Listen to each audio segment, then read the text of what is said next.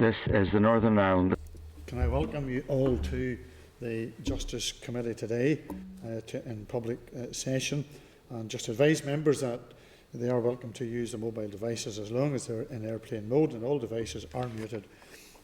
This includes the members' tablet devices, and they can connect to the Assembly Wi-Fi. Just to remind members that we are obliged to declare any financial or other relevant interests which might reasonably be thought by others to influence our approach to the matters under consideration. Any members who have interest to declare in relation to this business should do so when the particular matter arises in the meeting. Just to seek the agreement of members for the oral evidence session with the Youth Justice Agency on the budget and with departmental officials on deaths abroad final report to be recorded by Hansard. Agreed? Agenda item number 1, apologies. I have an apology from Emma Rogan. And then just to advise members that Doug, Sinead, Gemma and Rachel, and I trust the Deputy Chair soon, will be joining us by Starleaf. And in committee, the Senate with me is Robin and Peter. Just to advise members that if any have indicated in relation to their delegated authority, Emma Rogan has delegated her vote to the Deputy Chair, Sinead Ennis, in accordance with Standing Order 1156. Agenda item 2 are the draft minutes of the meetings held on the 17th of January and the 20th of January. Those are at pages 5 to 8 of the meeting pack of the draft minutes of the 17th, and pages 3 to 26 of the table pack of the draft minutes of the meeting held on the 20th of January. Are we content that the minutes are a true reflection of the proceedings of the meeting held on the 17th of January? Agreed. Are we content that the minutes are a true reflection of the proceedings of the meeting held on the 20th of January? Agreed. I will sign accordingly. Thank you. Agenda item 3, matters arising. Item number 1, the Assembly Bill Office guidance for members on amendments to bills, rules on tabling, admissibility, etc. At last week's meeting, the Bill Clerk agreed to provide a copy of the guidance for members on amendments to bills, which sets out the admissibility criteria, and this can be found at pages 10 to 14 of the meeting pack for the members' information. Item 2, Department of Justice letter dated the 21st of January in relation to the January monitoring round outcome. As requested by the committee, the Department of Justice provided a written update on the outcome of the January monitoring round, which indicates that all its pressures have been met. The relevant paper was circulated to members by email on the 4th and can be found at pages 15 to 16 of the meeting pack. And this is for members to note unless there's any further clarification. Thank you. Item number 3, the Northern Ireland Fiscal Council report to the Executive draft budget. The Northern Ireland Fiscal Council has published its report regarding the Executive's 22-25 draft budget, and this can be found at pages 17 to 69 of the meeting pack. The report explains how the Executive devised the draft budget, cutting the baseline spending of each department except health by 2%, and then making specific allocations followed by general allocations largely to health amounting to over $1 billion per annum for 22-25. The report appears to be critical of the 2% efficiency approach as it lacked rigorous priority setting. Most departments would gain money. The exception is the Department of Justice, which loses around 1% taken as an average over the 3 years and compared to the baseline, which reflects what the committee heard from officials at the meeting last week. The report comments, amongst other things, on what appears to be a proposed executive pay policy, i.e. 2% increase per annum, notes the absence of clarity in the budget document on transformation costs and objectives for 22-25, and calls for a new investment strategy which should have been used to craft the capital allocations. Following last week's oral evidence session on the budget, the committee agreed to seek further information on a range of issues. And maybe it would be useful if we were to ask the department for the details of its plans for transformation and the associated costs and benefits, what it believes should be included in the investment strategy from a justice perspective, and what the Minister thinks the priorities for the Executive should be beyond the decision to prioritise health. Agreed? Any other comment? Thank you. Item 4 is the Department of Justice letter dated the 24th of January in relation to the PSNI recruitment. The Department has written advising the decision of the Chief Constable to, on a precautionary basis, defer the March 22 PSNI recruitment intake. The relevant correspondence at page 70 to 71 of the meeting pack. The Minister has noted this decision is based on an assessment made of the impact of the draft budget for the PSNI, which is one of many steps which will need to be taken to live within the Department's budget settlement. One of the consequences of the decision is that the PSNI will not meet its target of 7,100 officers in post by the end of this financial year. And remind members that the PSNI are attending our meeting on the 10th of February to discuss the draft budget. So if members will note, there's just one comment I suppose, but this is something that we will try and tease out with the representatives of the PSNI.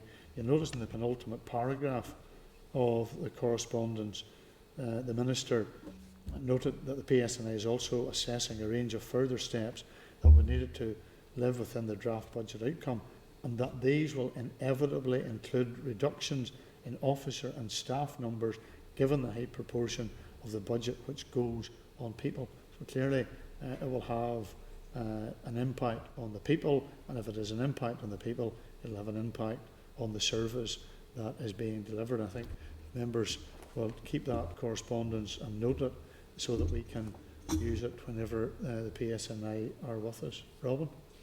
Chair, yeah, I mean, I think, that's obviously a concerning statement, and might it not be, or is it possible that indeed that we might have an understanding of the range of the issues, the areas of the issues, that there is the potential for budget reduction, and maybe an explanation as to what impact that might have on society as a whole, Chair? Yeah, my understanding is, and the clerk will keep me right, that prior to, there'll be a paper that the PSNI will provide for the committee prior to the meeting on the 10th of February.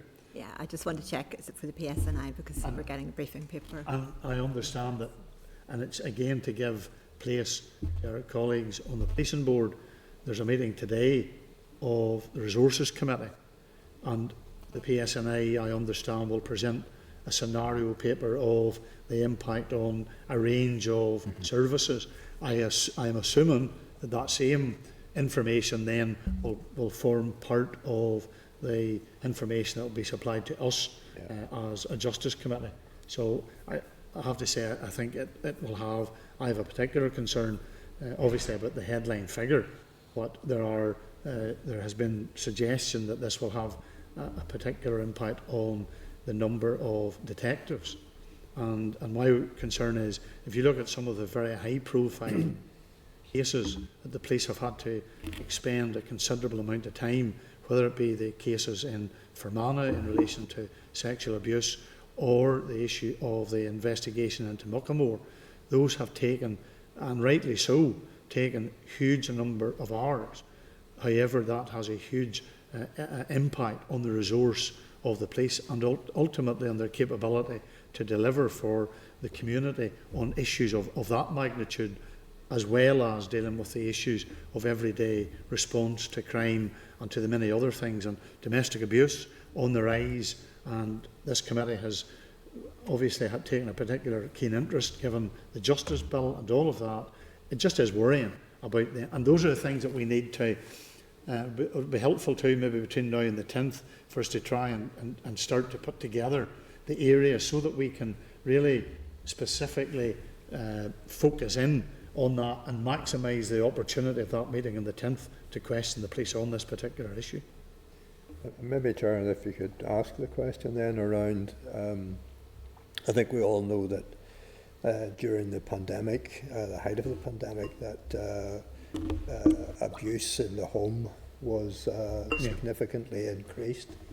And I know from time on the Education Committee, there's been a huge amount of concern about the abuse of children, and indeed the school was seen as a sort of an area of safety for children. But if we could try to understand whether or not the abuse of children in the home might be impacted upon by that area, those reductions, Chair. Okay, agreed. Members agree we'll progress, try and find that. Thank you. The other part in that as well, and again, we have them coming on the same, is the prison service coming on the same day? No, they're the coming. prison service are coming next week, and Next then week. PSNI are coming the following week. I would just refer members to a question that I asked the Minister, and it's AQO 2949, and it was really to ask the Minister to outline the operational challenges for the Northern Ireland Prison Service should the current draft budget remain unchanged. And just to take one line out of it, the implications of having fewer staff managing an increasing prison population in overcrowded conditions will undoubtedly have a detrimental impact for both staff and those in the care of the prison service, and will reverse much of the progress the Northern Ireland Prison Service has made in recent years. That is extremely worrying. So obviously those are the issues that we'll pursue with the prison service next week. Sinead? Thanks, Chair. In a similar vein, I suppose I would like to ask the question, when we talk about areas that might be affected, I'm conscious of there are some agents within the justice system who play a role in around the fringes of health and social care, and I suppose what I'm referring to there, I was having discussions with Probation Board, for example, and they use services such as Addiction NI, and I'm just fearful that whilst there's this agreed effort at executive to prioritise health and social care, that there could be partners within the justice system who are actually going to be, really jeopardised by potential cuts, and it's going to have a direct impact on health and social care. So I wonder, could we try and build a picture of that as well? Just those projects that run within the Department of Justice that plug into directly to health and social care, and has there been any thought to give to sort of, well, for want of a better expression, ring fence or protect those types of services? Yeah, well, I think that you'll remember from the last week, I think it was, we have written out again to all the NDPs, and obviously they would have a number of other organisations that they interact with, so we've asked them for an updated response. So those are currently coming back to us, and obviously the Probation Board is coming to the committee as well, and we'll be able to try and tease that out as well in relation to the very practical. I think there's always a risk too when you see, and it's not something that we would be against in terms of ring fencing, but it's how do you then prioritise in relation to ring fencing? And if you look at that correspondence we got from the department a few weeks ago, which gave us the list of all the organisations, it would be, I think it would be more than challenging for any of us to sit down and prioritise any one over and above the other, because they all have a downstream effect on each other, and if you affect one, it ultimately will affect the rest. So it is, members, it is a very challenging situation for us, but I do think that the comments of Sinead are well made, and I think it's something we need to take into consideration when we have the Probation Board and the responses from the other NDPBs over the next few weeks. We have until, what's the date we have to reply to the Finance Committee, the 17th? Is it? Yes, the committee will need to agree its response on the 17th of February. Sure, I mean, Okay. Peter? yeah, just picking up on Sinead's point, I mean, I suppose one of the worries in this would be, I feel like we're into almost a reverse situation of ring fencing, which is, and it's very understandable, I think, to be fair, to any government department, if they are faced with extreme budget pressures and effective cuts, that there's always a bit of a tendency for departments at that point to slightly turn inwards and protect what is closest to the internal centre of the department, as opposed to, if it's an arm's length body, if it's an NDPB, rather than, if you like, trying to ring fence and protect particular services that they provide, it's actually that those services may actually have a disproportionate level of hit on them, because they're not just quite seen as being, they're almost the easiest ones to cut adrift at that point on it. So yeah, I think the points are well made by Sinead Knowledge. Yeah. I think the other thing we have to be trying to be fair to the department. I think if you look at the Fiscal Council's report, the two graphs in that report clearly indicate that the one department that has been disproportionately affected by even the draft budget is the Department of Justice. They're at the bottom of the league table in terms of the allocation and the impact that will have. In fact, the Department of Justice is the one that only has a negative to, I think it's tab 3 or diagram 3 in the Fiscal Council's report. So it is an issue of concern. So thank you for your comments in relation to that. That brings us then to item 5, which is on the same vein. It's the letter from the Law Society outlining their concerns regarding the budget, and they have that correspondence is at page 28 and 30 of the table pack. The evidence sessions on the draft budget, as we have said, are scheduled to take place with the Youth Justice Agency today, the Northern Ireland Prison Service, the Probation Board, and the Northern Ireland Courts and Tribunal Service on the 3rd, and the PSNI on the 10th, to inform the committee's response to the committee, which has to be finalised by the 17th. And it's just to whether we should have an oral briefing with the Law Society and schedule that, or whether we could have an informal meeting. The only thing I would say we need to try to be balanced in this is, if we do this for the Law Society, I would assume that the Bar Council will also want, because they've expressed concern, so we'll have to do not only one, we'll have to do two. So are we happy to try and pencil them in if we possibly can? Chairs, I mean, and it may be that they may or may not want to make separate points. I don't know whether, is there a possibility then of maybe informally could be found out from them as to whether they want to do like a joint submission on behalf of the legal profession in that regard. But it may be that they're pressing completely different points in if we can get a joint response from those two organisations, I think we'll have done very well, because normally they will operate in their own right. Chair, I'm always keen to embrace triumph of hope over experience. Okay, happy to do an informal. Thank you. Okay, members, that's item 6, the Executive Office letter in relation to the Troubles Permanent Disablement Pension Scheme. The Executive Office has provided guidance which has been drafted by officials to assist in the understanding of where the roles and responsibilities for the Troubles Permanent Disablement Scheme lies, and that guidance is found at pages 72 to 77 of the meeting pack, and it's for members to note. And I have to say, I do smile when I see correspondence like this, because I think it convinces me even more of the dysfunctionality of really establishing who it is going to be held accountable in terms of this particular scheme. And if members can understand what is in pages 72 to 77, would you please send me your pressay, and I'll try then and grasp it. But it has been written in civil service speak, but I think what we should do is share that correspondence with the organisations who ultimately, and I know I'm being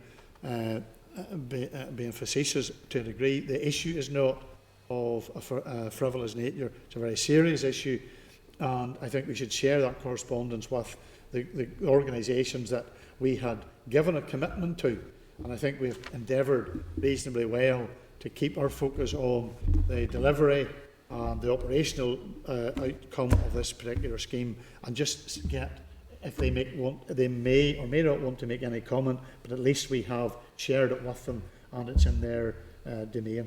Agreed? Thank you. That brings us to agenda item 4, which is the Justice, Sexual Offences and Trafficking Victims Bill, consideration of the draft report. And members, you'll find that information at pages 32 to 173 of the table pack for the draft committee report on the Justice Bill. which also was emailed to members yesterday, and to pages 174 to 198 for the draft executive summary section. The committee stage of the bill ends tomorrow, which members therefore were asked to submit any proposed amendments to the report by 10:30 a.m. this morning to enable these to be circulated in advance of today's meeting. The one proposed amendment was received from Rachel, was circulated to members earlier today, and then any typographical or formatting errors in the report will be amended as proofing stage before it is circulated to MLAs and published on the committee's webpage. We will work through the report and deal with the proposed amendment from Rachel at the appropriate point, and I'll put the question on its inclusion and seek the agreement on the report as amended. And if other members indicate they have amendments, then obviously we'll have to deal with that as it arises. If there are a small number of amendments proposed, can I just advise that we'll work through the report and deal with each amendment in turn, and then we'll put the question on their inclusion and seek agreement on the report as amended. So if there's a large number of amendments or more complex issues, then we'll work through the report and deal with each amendment in turn. The committee staff will then make the agreed amendment and bring back the report as amended for formal approval at the end of the meeting. So I trust that that has been as clear as the correspondence from the Executive Office, and I'll not be accused of doing something that others were guilty of. So with that, we will work our way through the format for the formal agreement of the report. Title page: Committee membership and powers, table of contents and list of abbreviations. And can I refer the members to the title page, committee membership, the powers page, title of content page, the list of abbreviations and the report. Are members content with the title page, committee membership, the power page, tables of content page, list of abbreviations, stand part of the report? Agreed. Introduction section. The introduction section of the report is at paragraphs 1 to 22. Are members content that the introduction section, paragraphs 1 to 22, are part of the report? Agreed. Consideration of the provisions of the bill section. I put the question, you'll find that in paragraphs 23 to 313.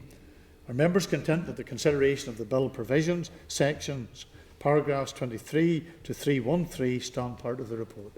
Agreed. Department of Justice amendments. That's paragraphs 314 to 390. Can I just advise at this stage that Rachel Woods has proposed an amendment to paragraph 370. The new paragraph would read: Ms Rachel Woods indicated that she did not support the committee's agreed position. Are we agreed? Are members content to make the proposed amendment to paragraph 370? So I'll put that to members. Are we content? Content. Thank you. Then we'll put the question to members: are members content with the draft that the Department of Justice Amendment sections 314 to 390 as amended stand part of the report? Agreed? Thank you. Other issues considered by the committee. You'll find that at paragraphs 392 to 421. Are members content that the other issues considered by the committee section paragraphs 392 to 421 stand part of the report? Agreed? Yep. Thank you. Clause by clause consideration of the bill. Paragraphs 422 to 461. Are members content that clause by clause consideration of the bill section of paragraphs 422 to 461 stand part of the report? Agreed. Appendices. Appendices section of the report. Are we content that the appendices stand part of the report? Agreed. Executive summary. Executive summary of the report is at page 174 to 198 of the table pack. And I put the question: are members content that the executive summary, subject to the amendment already agreed by the committee stands part of the report. Agreed. To seek the agreement of members for the report now to be published on the committee's web page and issued to all MLAs and the Minister for Justice. Agreed? Agreed.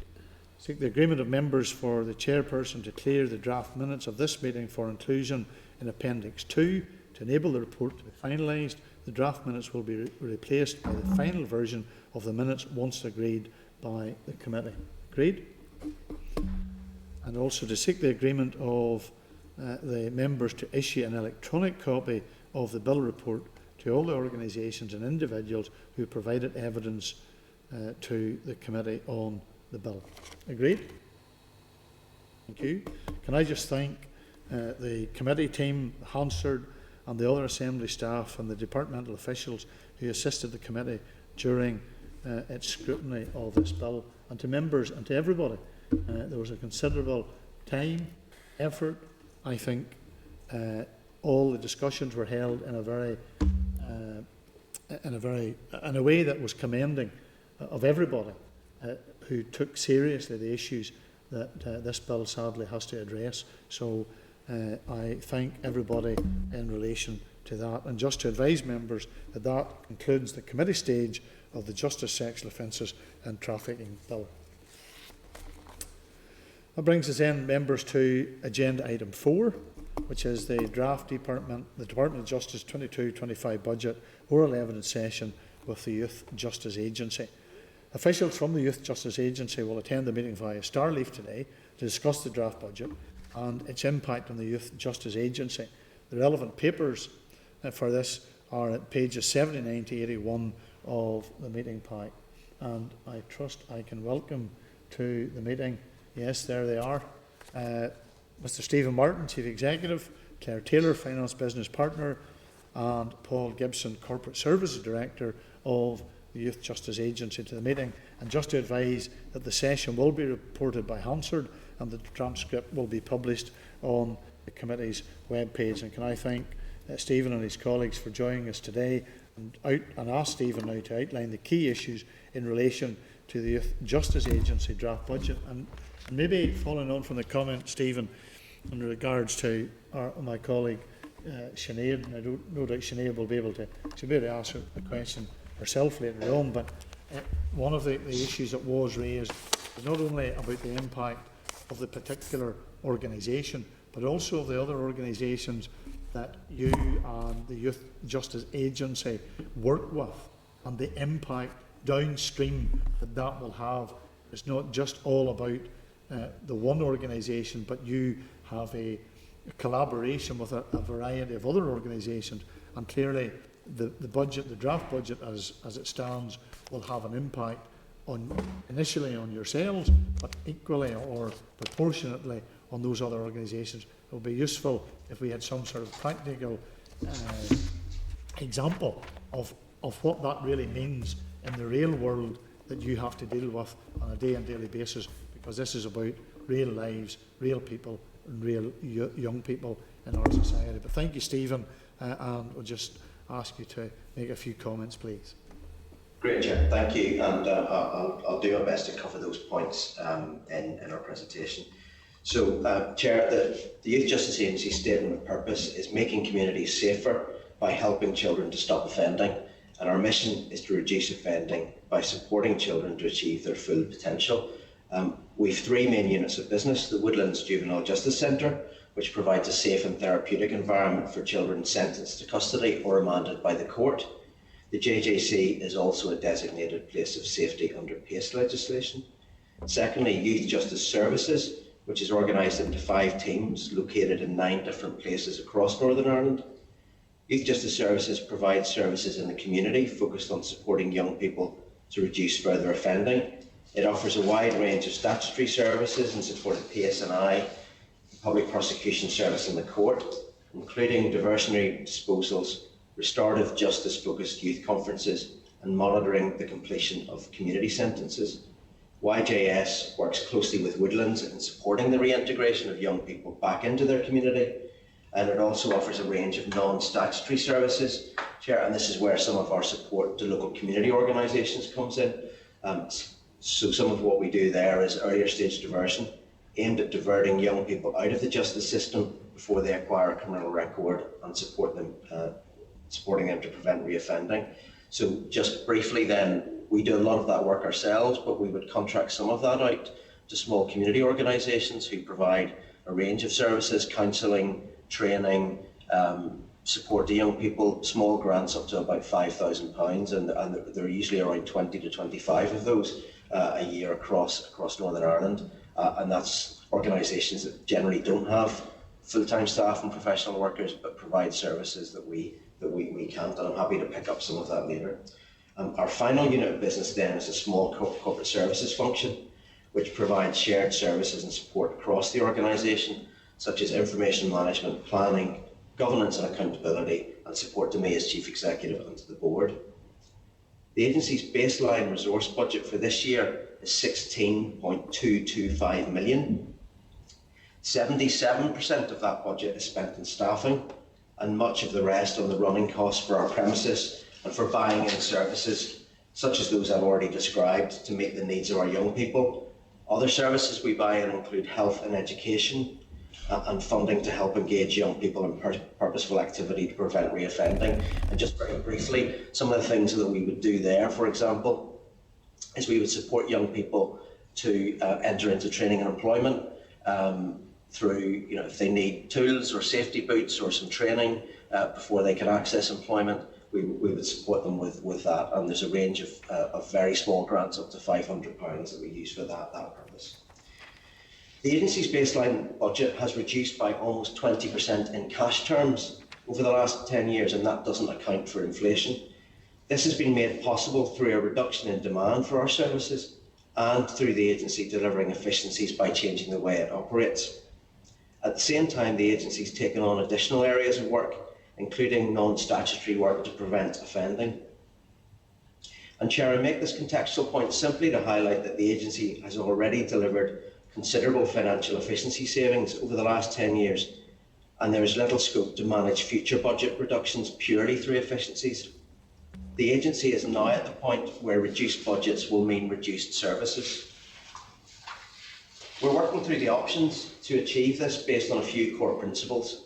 The first is that we have to protect our statutory services. Secondly, demand for those services is difficult to predict as they depend on levels of youth offending. Thirdly, we need to retain a skilled workforce able to meet the needs of young people. And most importantly, we need to seek ways to minimise the impact of these budget reductions on young people, their families, victims and communities. We have been very successful over the last number of years in continually improving our services and developing additional services to meet need. Our ability to continue to do this within the proposed budget will be severely constrained.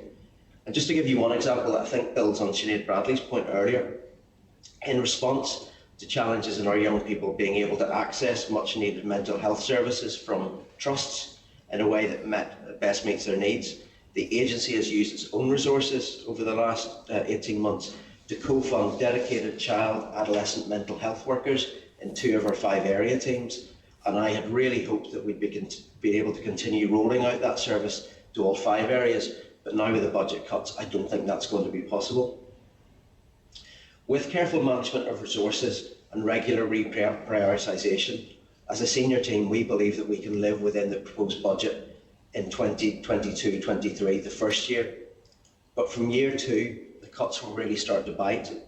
In addition to a 2% cut in baseline, we're facing significant inflationary pressures. These include the employer national insurance contributions increase of 1.25% from April, and an expected 60% rise in energy costs, and given the number of premises that we have, that's significant, as well as the normal pay and prices pressures.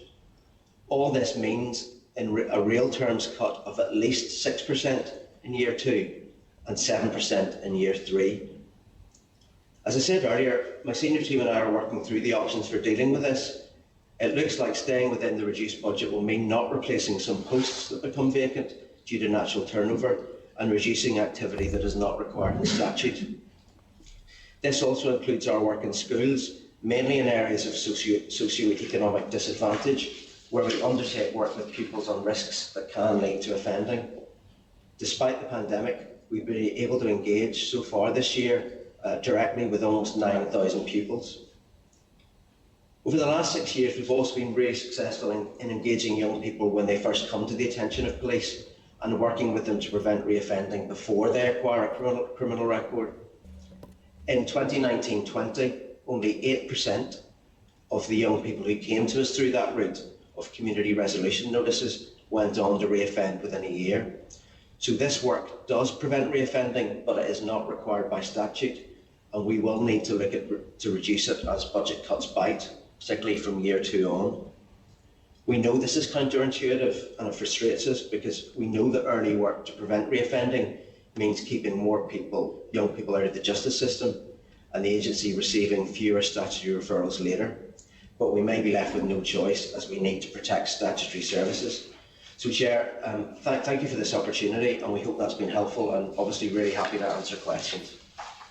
Thank you, Stephen. Yeah, that is helpful. Obviously, it's also concerning given some of the commentary around the impact that it will have on particular services. Maybe one question to open this up, and then some members have indicated we'll go to members for their questions. But obviously, when it comes to the whole issue of prioritisation, departments are caught in this almost impossible place between statutory and non-statutory. And did I pick it up right, and correct me if I'm wrong here, Stephen, is the community resolution notices, does that fall inside a non-statutory element of the work of the department of the Youth Justice Agency? And how do you set about, and I know when I was, and when you and I was in another department, when you had to prioritise 279 organisations that you funded, but you hadn't enough money to fund them all.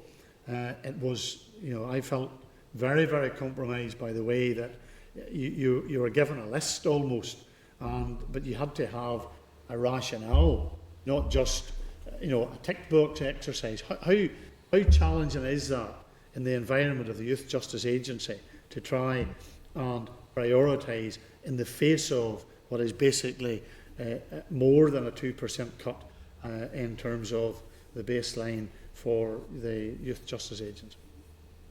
Yeah, it's really difficult, Chair. I mean, community resolution notices are non-statutory, and this is where the police would usually arrest a young person for what's a fairly minor offence. Sometimes it can be possession of a small amount of drugs or alcohol, minor criminal damage. And we work with them, or could be sending indecent images to a schoolmate, and we work with them to make them aware of the consequences of those actions and stop it reoccurring. But what we quite often find is that there are vulnerabilities there in some of the young people who come to us through that route that also need to be addressed. So in terms of if we had to prioritise, obviously we prioritise resources to those who were identified with those vulnerabilities, but we have to be able to do all of the work to get to that point. I mean, I'll just give you an example, Chair, a very simple one. There was a young lady who came to us through that route who was involved in criminal damage. She was 16. It was clear to us that she had issues in terms of her mental health and potentially a learning disability. And eventually we got her an assessment. But she should have had a special educational needs assessment many years before, and a lot of her offending behaviour was linked to that. Now, had we not been able to do that work, we wouldn't have been able to identify that issue and start to put in place with education and health some of the support that young lady needed to try and turn her life around and stop reoffending. So it's those kinds of issues that we would be able to do less of in the future, and it is preventative, which is, in our view, really important. But it's not statutory, and we would have to prioritise our statutory work if push came to shove. Just one other query, Stephen. Obviously, in the paper that you kindly supplied to us, there's reference made to the ability of the agency to continue joint funding and the rollout of CAMS. And I think for most of my colleagues who are also members of Board of Governors of schools, and particularly those who are maybe in the Board of Governors of post-primary schools. We know, not exclusively, unfortunately, but we know the value of having the CAMS facility. It has been under pressure for some time, but it is worrying whenever you see this will leave young people in many areas unable to access the tailored CAMS support that they need. And as a supplementary to that, would it be possible to provide for us a paper on CAMS specifically, which tells us, their location, their work, the numbers, the referrals, because it is a service that I think we all value and would love to see expanded. But obviously, in this current budgetary process, that's not going to be possible. Absolutely, Chair. Very, very happy to do that. But very briefly, the reason why we started to co-fund this service is because, for two reasons. One, many of the young people who work with us, we identified a need. There were 63% of the young people we work with, we identified a need for CAMS, but they weren't getting it. And mainstream CAMS services, when they could get it, wasn't really meeting their needs, because many of the young people that we work with come from chaotic backgrounds. They weren't keeping appointments, and then they were dropping out of the CAMS service. So the first one that we did was in the Southern Health and Social Care Trust area, and previously our previous referrals, of those, only 14% were actually staying the course with their mental health outcomes improved. With the service that we put in, with the support that we wrapped around, and able to engage with the young people in a different way, 88% were finishing the course with their mental health outcomes improved. So for us, it's a really important thing. We really want to roll it out to all 5 areas, but we simply can't do that without a tightening budget. So but I'm very happy to provide a paper, Chair, on that. And it would be very helpful, Stephen, if those figures were included, so that we have, because those are the practical realities. It's very easy for us all to talk about percentages and figures, but there's the real impact of having the service in the first place, and then secondly, the impact if the service is not able to be rolled out in other places. So that would be we'd appreciate. We'll go now to members' questions, and in the order that I hope I've taken them down, Peter, and then Rachel first. Peter. Look, thank you. That's been very useful. I suppose, unfortunately, it's probably confirmed some of the fears that we had. So just a couple of comments, and then just I'll add to that a couple of questions. I can see at least 3 dangers that are there. Firstly, that if you're left with an actual and also inflationary terms, a reducing budget in circumstances where you've already squeezed out a lot of any potential efficiencies, as it was highlighted, legally there will be a tendency then to concentrate on the statutory and try and exclude non-statutory. Some of those non-statutory will have very major impact on particularly young people.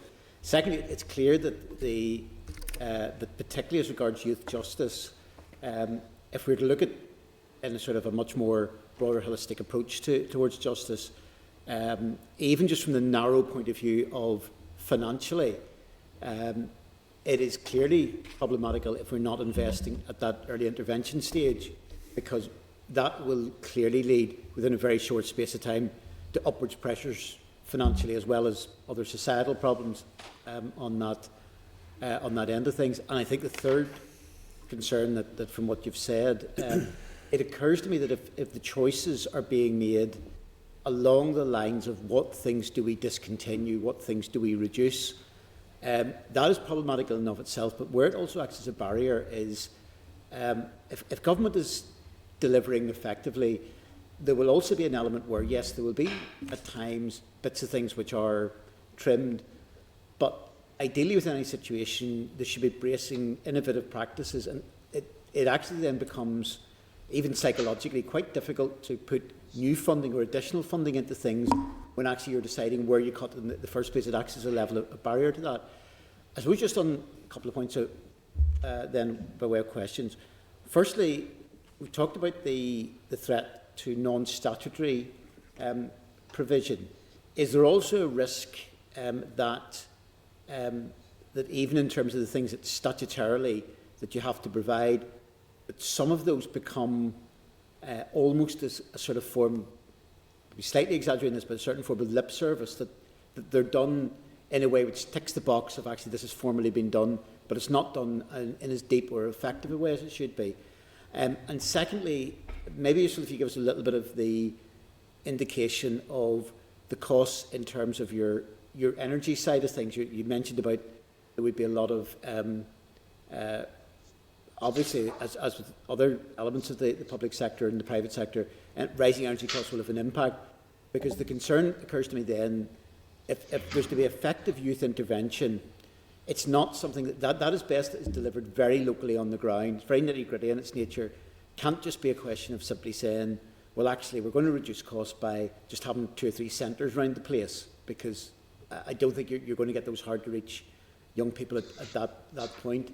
But if maybe as part of that, if you are faced with those pressures in terms of cost, maybe it may be worthwhile again, because it would provide a level of context to this.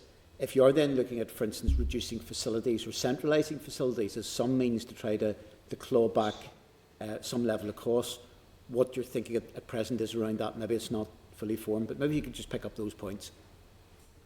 Absolutely. So I start with the last point.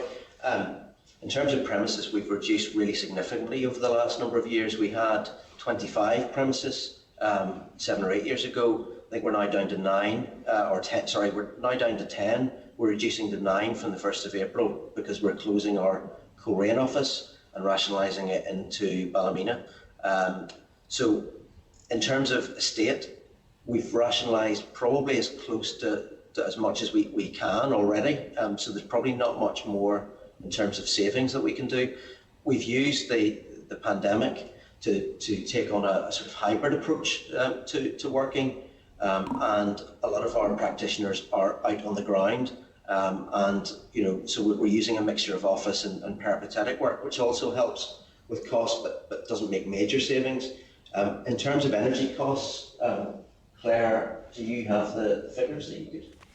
I don't have the exact figures with me at the moment, and I can provide those, but I do know that the bulk of the increase in the energy costs will be down at the JJC Woodlands premises, and that's in relation to the gas. Unfortunately, as you know, the increases just keep on coming, so this is kind of a moving target for us at the moment, but I can't say that it has more than doubled the budget from the prior year, but I can definitely provide the exact figures for the committee if they'd like. Yeah, it would be useful just to get those figures. I know that across the board I've asked a few questions within the Assembly on the impact on energy costs, and it seems to be something that's a little bit hidden in the sense that responses have got sometimes from, particularly from the Department of Finance, have been a little bit vague in relation to this, but it's also going to be a fairly unavoidable driver as regards a range of these things as well. But obviously, if you can come back to us just with the figures on that basis. I suppose then just the final point was really with regard to will it almost necessitate amongst some statutory actions that you have to take that yes, you're ticking the box of the statutory action, and maybe it sounds a little bit pejorative in saying ticking the box, but that you won't be in the position to while you can deliver on certain statutory things, you won't be able to deliver to the same extent or the same quality?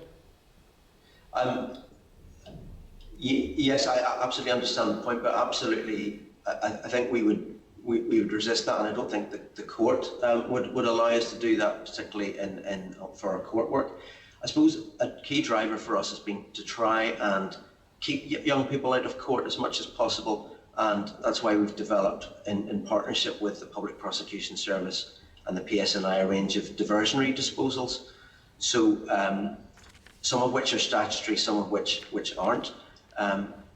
So I suppose in terms of our work with the court, we absolutely will not, be able to kind of reduce. In terms of our diversionary disposals, we're trying to find new ways of working with both PPS and PSNI to try and streamline approaches, and that may well generate a little bit of efficiency, but certainly in terms of lip service, absolutely not. We'll be really keenly focused on innovation. And I think you made a really interesting observation, and it's one that we've talked about at our board, Any organisation needs to continue to move forward, and service development and continuous improvement has to be at the heart of what we do. You can never stand still, because standing still is going backwards. So I think that's one of the things that we're committed to doing as far as we can, is continuing with some level of service development, but we know it's going to be significantly curtailed compared to what we would like to do.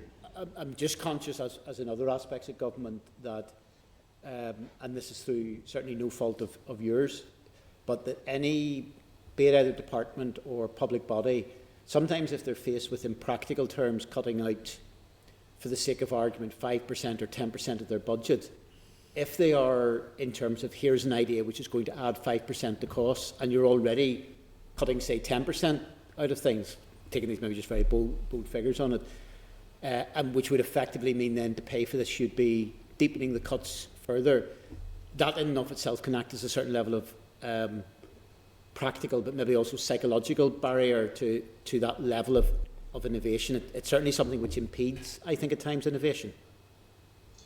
Absolutely. And sort of conversely, actually, ironically, the fact that there's a 3-year budget, which we've been crying out for a considerable period of time, is a really great thing, because to develop your services, you need some certainty.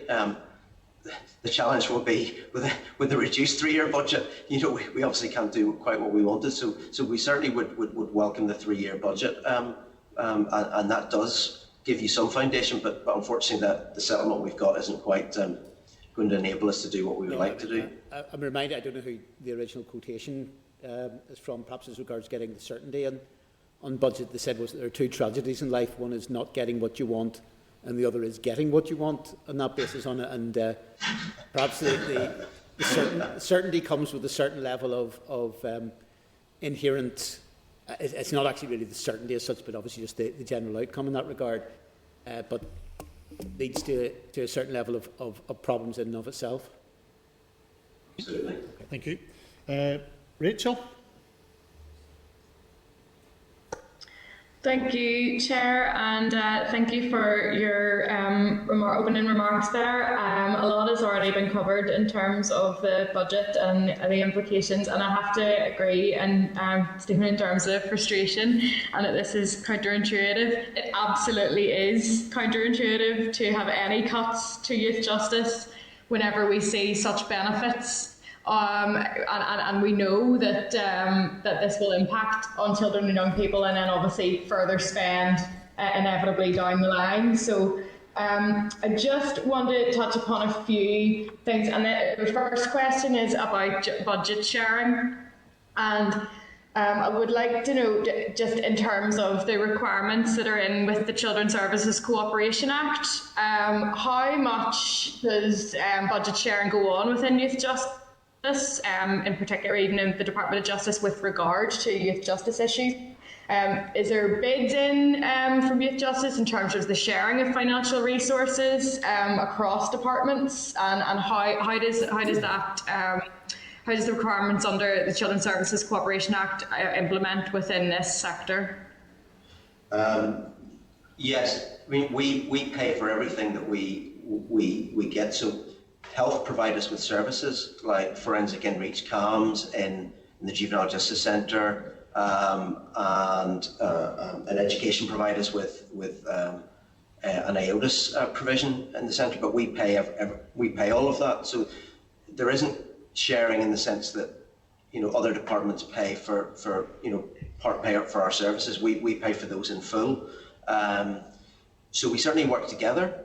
And there's cooperation and collaboration, but there isn't budget sharing. We pay on a full cost basis for the services for all of the young people that we work with. We can refer in, Rachel, to some services from other departments. So, for example, we do refer into DAISY services, which are drug and alcohol services and so on, that are provided by the trusts.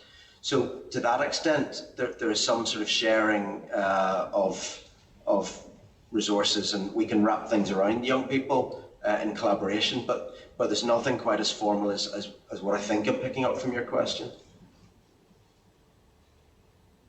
Yeah, no, that's sort of what I'm getting at. I mean, just in terms of the spirit of the legislation, and I understand it's requiring departments to share resources and pull together in terms of children and young people, but it seems a bit, if we're sharing resources in terms of your referral into services and things, but your justice agency have to foot the bill. So why is there not, departmental funding coming in together? Like a sharing of that.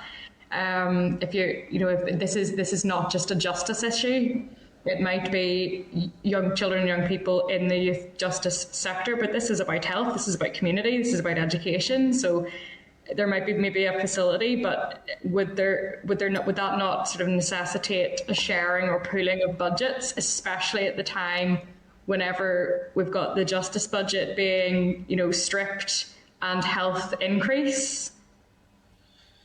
Yes, certainly that would be our view. CAMS, for example, is a statutory responsibility of health. We have stepped in and we're pulling resources in the sense of to get the CAMS service for our young people in the community.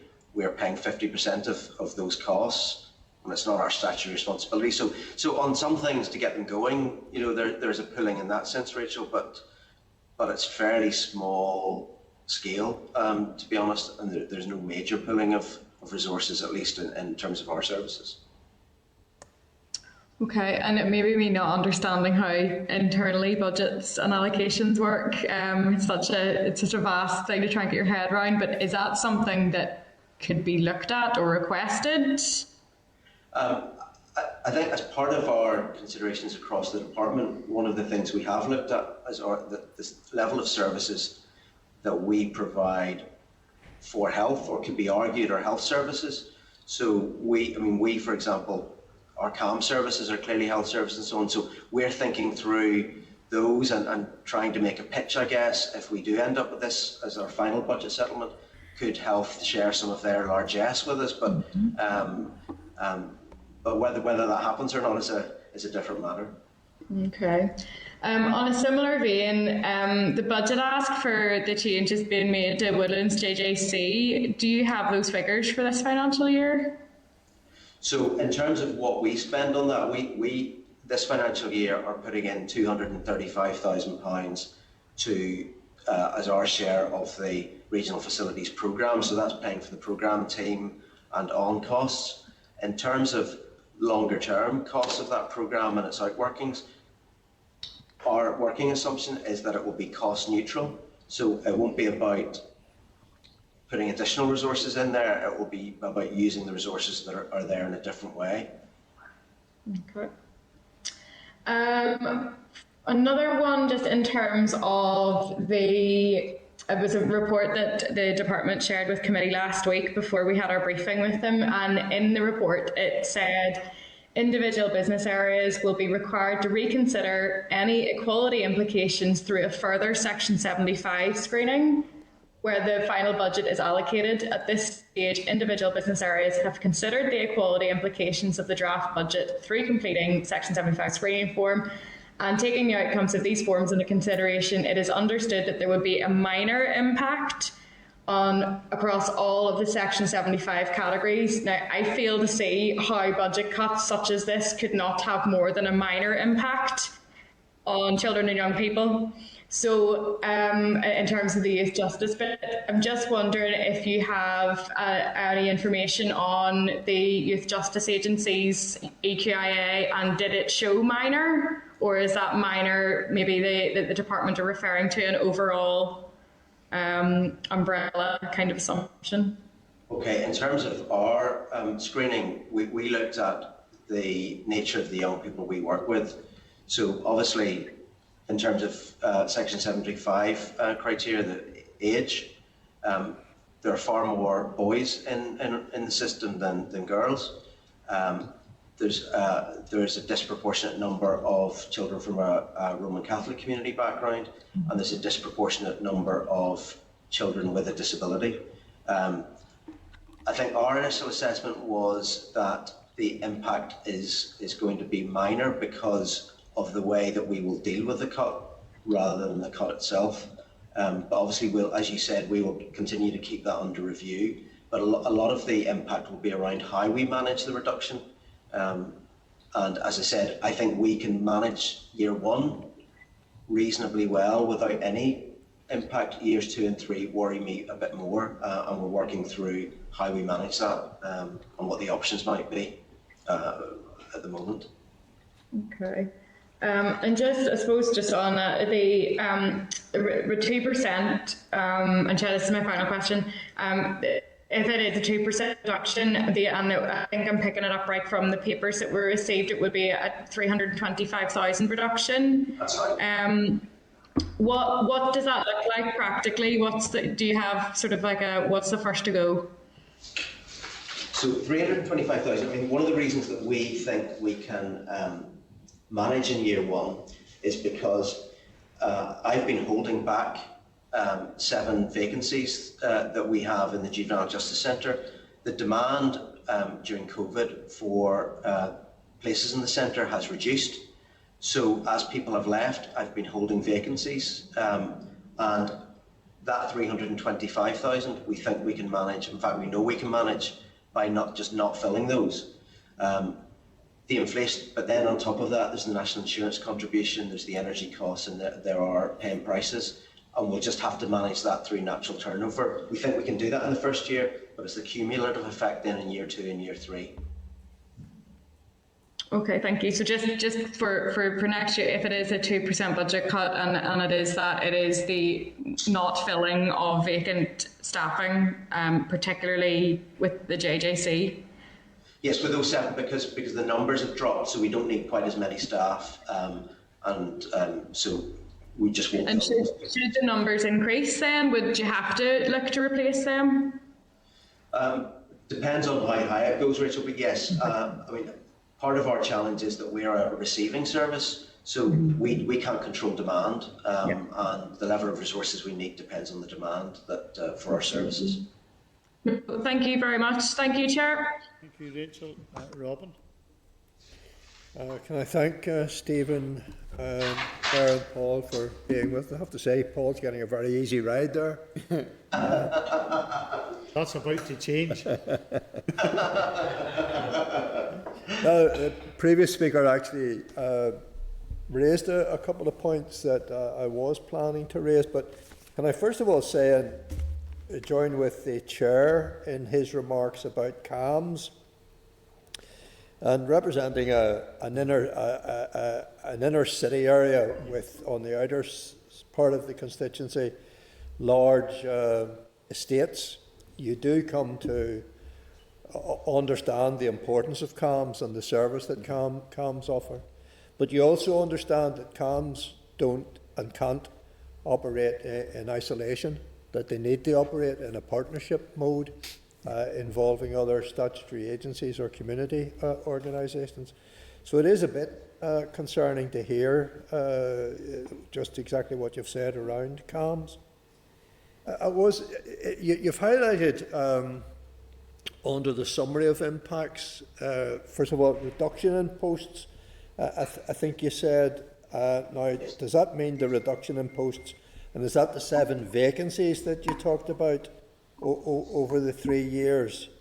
And then you talked about the 16% that you've already absorbed, over 16% budget cut over the past 7 years.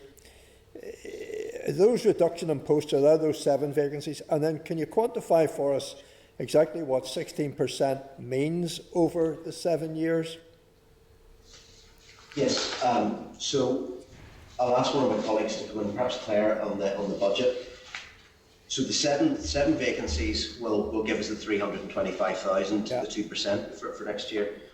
But in future years, we'll have to hold back the filling of a number of other vacancies. Right. Because of the age profile of our staff and the nature of our staff, we employ a lot of social workers. Yep. There's a lot of demand for social workers in the system, and there's a natural turnover with people moving to other roles in other organisations. So with that natural turnover, we can hold vacancies to meet budget pressures in future years. The issue will be, though, that will impact on services, because we'll have fewer people to deliver the services that we have. And Claire, would you have the overall figures in terms of the budget? Yeah, the decrease in the budget is approximately £3.5 million over the 7 years. I had actually prepared the budget decrease for the 10 years that Stephen had quoted in his opening remarks, which is about £4 million. So I had that figure, but I can get the exact figure for the 16% for you if you'd like. Okay. But is that order of magnitude, 3 to 4 million? Yeah. Okay. I mean, and in terms of reduction in posts over the budget period of 3 years, best guess, what might that amount to, and where are they likely to be? I suppose it depends where they fall, partly. So, I mean, a rough rule of thumb, because of the nature of our workforce, we're talking something in the order of £40,000 to £50,000 a post, if we sort of average it out. So you know, with the professional workforce we've got. So, I mean, that could be, we're looking at, for example, unavoidable pressures in year 3 of £1 million. So, you know, that could be 20 posts that we have to hold vacant. It's about 8 to 9% of our organisation.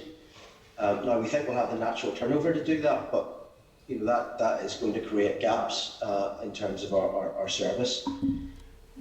And it will depend a bit on demand. So if demand, for example, continues to fall for the Juvenile Justice Centre, you know, we might look to, you know, to move things around, but it will depend on demand where we take them from. But it's something in the order of 20 or so posts potentially at worst case scenario by year 3. Yeah. Isn't this is a bit like education? You invest in education. It's not a cost, it's an investment. And if you invest in education, you get the outturn in society is much better and so on and so forth in the longer term. If we don't do the investment in the Youth Justice Agency, what's the likely future cost going to be as young people are not kept out of the justice system and so on? Is there any... I think, is there a case that can be shown to indicate where if you don't invest, then you end up paying the cost later down the line?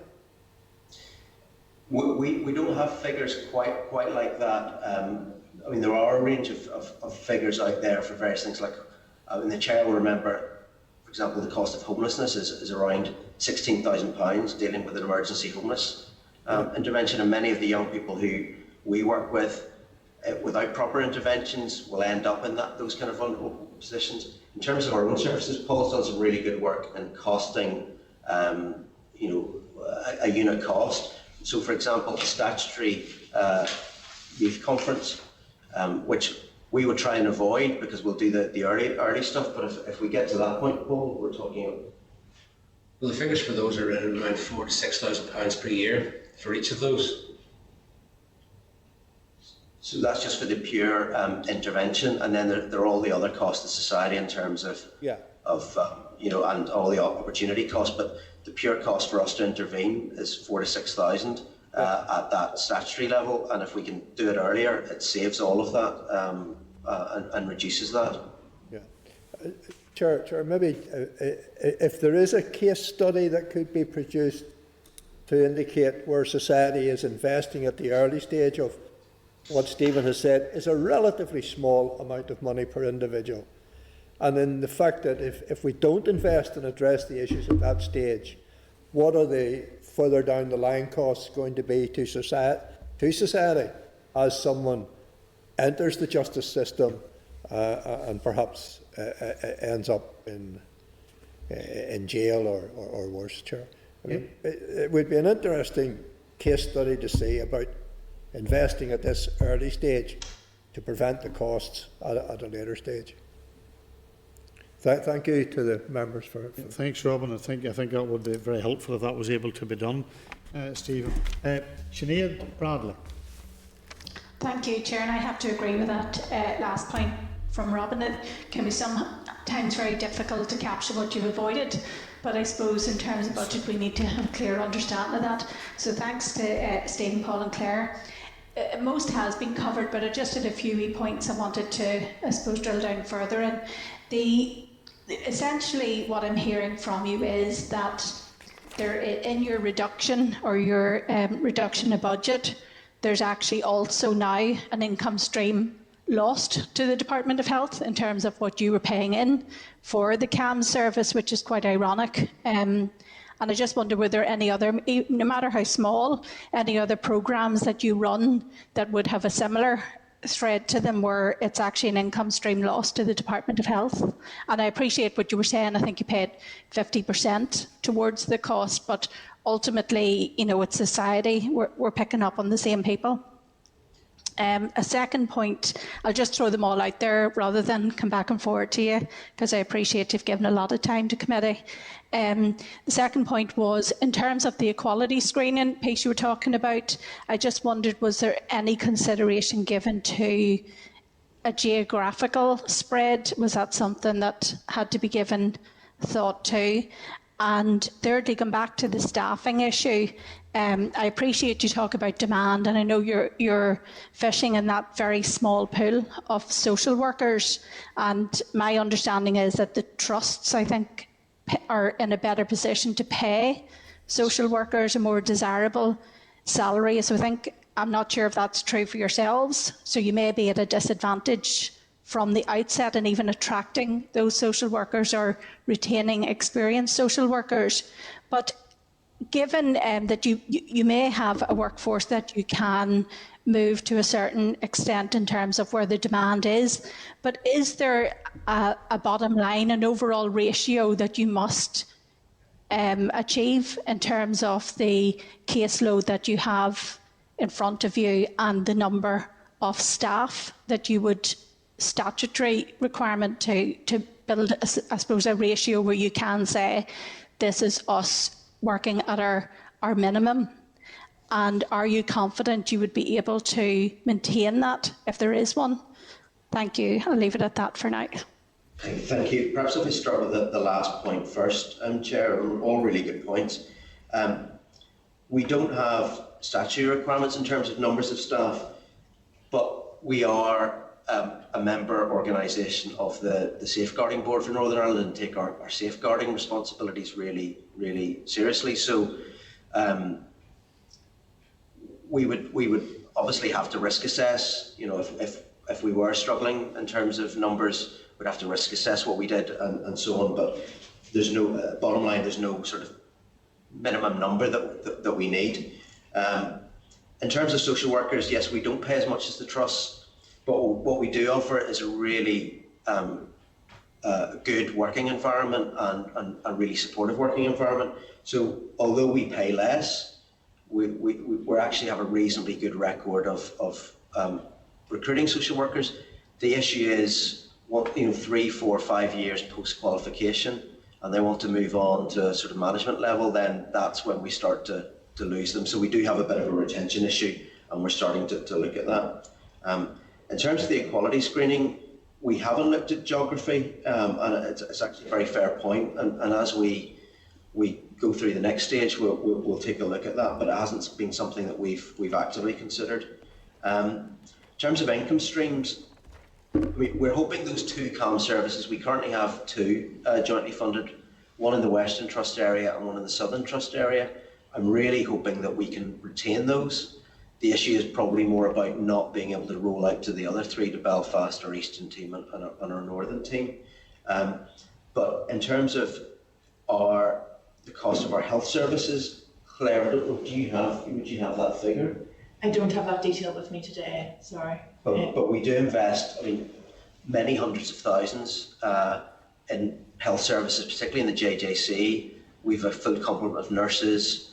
We pay the trust to provide psychiatry and psychology services and so on. So but we will need to retain those.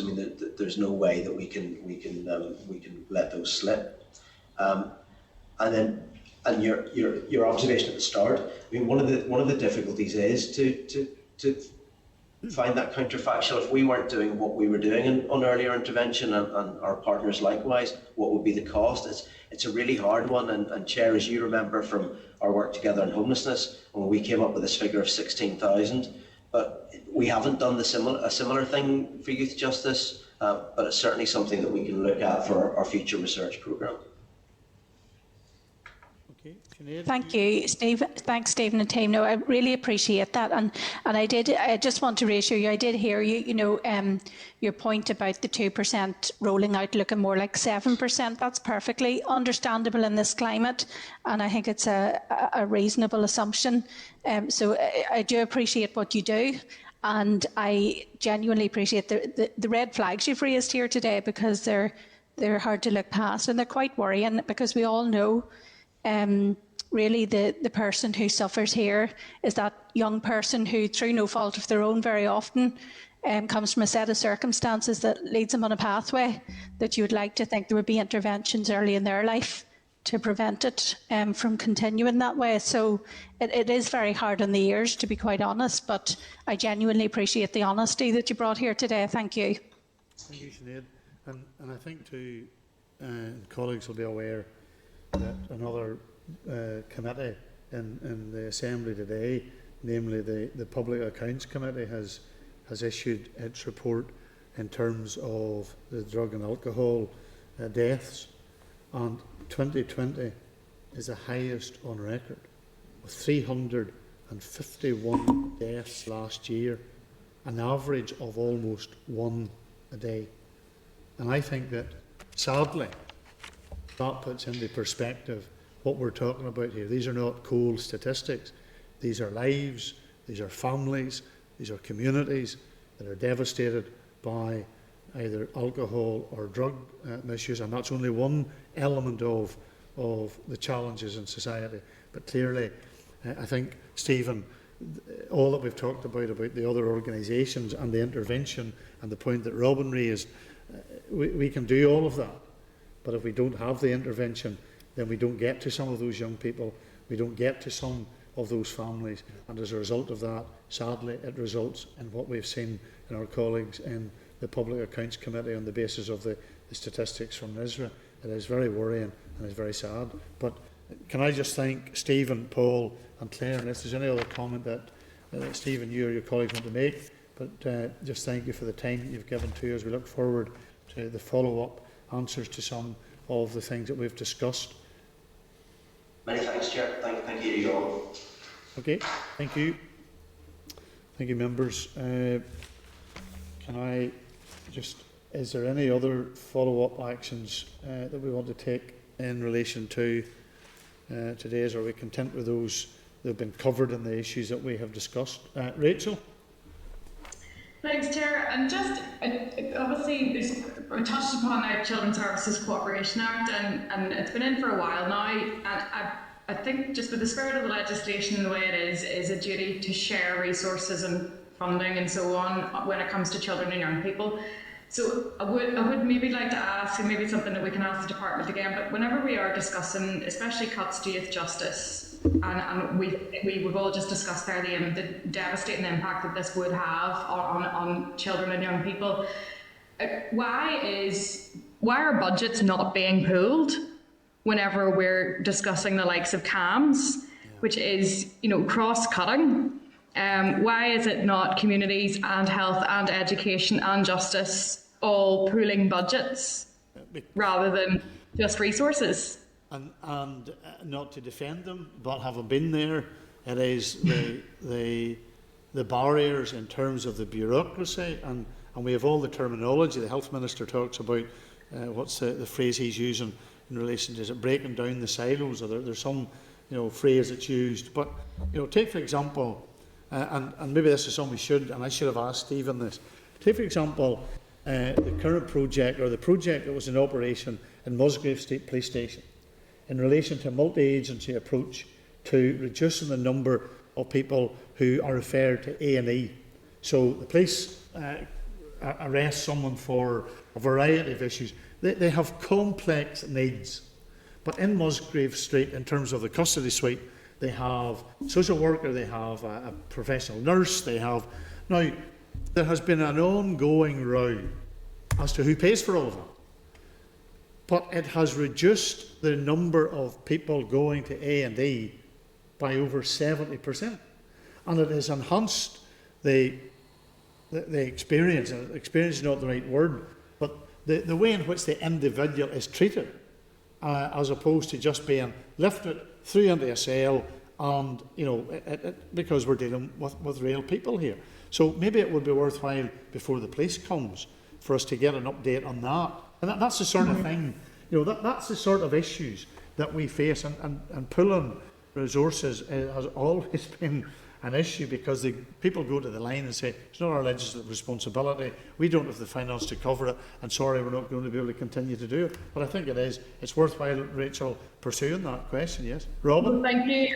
Chair, I've never been in the executive, never been in the position that many of you have been in terms of being, working these things out on a ministerial level, but that is the whole point of that Children's Services Cooperation Act, yes, is to pool resources and budget and have it at the statutory responsibility of doing so. It is a legislative requirement to try and break that down. So I would just be interested about why that's not being looked at, why it's not been considered. Is there problems there? Do we need to fix that? Yeah. Because it seems to me that we do, and maybe I'm looking at it in a very simplistic way, granted, but I think if we're going to be looking at an outcomes-based approach and a new programme for government, and we're going to be meeting all of those things, we're going to be looking at health and well-being, it's especially for children and young people, we have the legislative duty to do so. It would be interesting to see why it's not happening, or if it can happen in the future. And I should know the answer to this, but I don't. But who has the statutory for that piece of legislation? Is it the Department of Justice? I believe it now. I'm going to look it up here quickly on Google. I believe it's education. Right. But hang on. Maybe Mr. Weir might know. Former Minister Weir, do you recall that? Is that? Don't answer.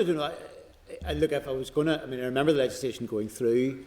In terms of children's, I would have thought possibly more likely that it might be TEO coordinating, but I wouldn't be certain of that. It was the Executive Office. So, well, what we could do is we could write to them via the Executive Committee, the TEO Committee as it's called now, and get and put that question. Are we content, members, that we do that? Yep. Okay. Robin? Yeah, Chair, it just seems round the table, I think everyone has expressed their concerns about the potential impact that this might have on our young people, and I was struck by the expression that Sinead used, that this is hard on the ears, hard to listen to about this, and I'm just really a query, Chair, if you would be minded to, and the committee would agree, that a statement would go out on your name expressing the concerns at this, the impact on... Well, what we'll do, if members agree, what we'll do is we'll ask Christian to draw up something.